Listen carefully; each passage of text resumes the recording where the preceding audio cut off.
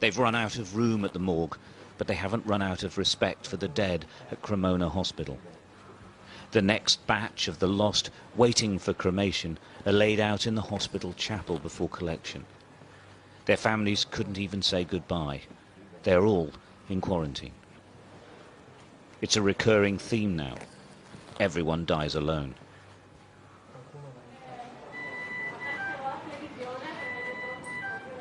They came from here, the hospital's intensive care unit, which is on the brink of collapse. This is what it looks like when the virus overwhelms, and here in Lombardy, it's overwhelming.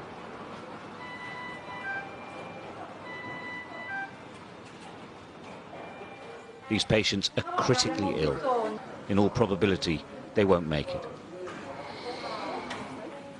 The staff have no cure available to them. They're just trying to keep them alive.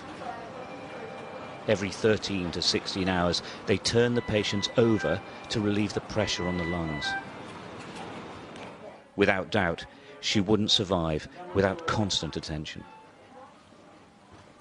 The patients are highly contagious.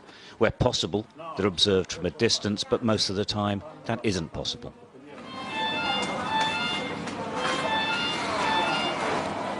Nobody takes any risks. They wash and sanitize constantly. Gloves, masks and protective clothes are regularly changed. In truth, these men and women are exhausted. The system is at breaking point, and they are as well. But they keep going. They aren't the front line in this war. They are the only line.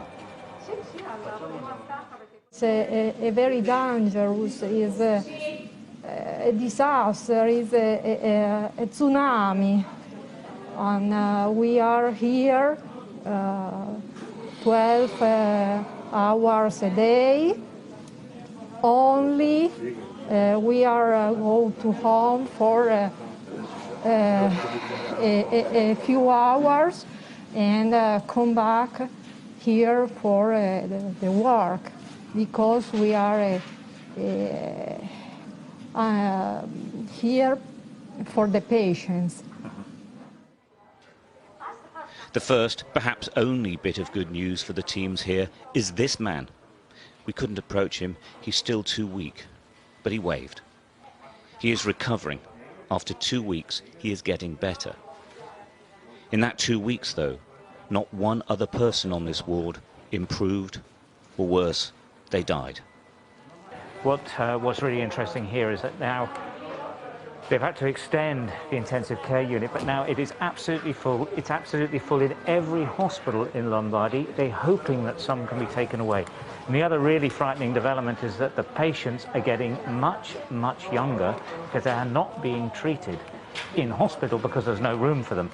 That is a big, big change, because the virus has mainly affected the older age groups. Now they're talking about people in their 30s and 40s. That hasn't been seen anywhere so far. The only illnesses being treated in Cremona Hospital now are linked to the coronavirus, and it's spreading. We opened this side of the department to intensive care only yesterday, and today is already full. Well, so in 1 day it's full? In 1 day, less than 1 day, yes. Emanuela Catenacci is a neurosurgeon normally. Now she's working in intensive care. She asked to send a message to the world. Lockdown. If you can see what's happened in other country or in other part of your country and wait to do something, I think now it's not more an option.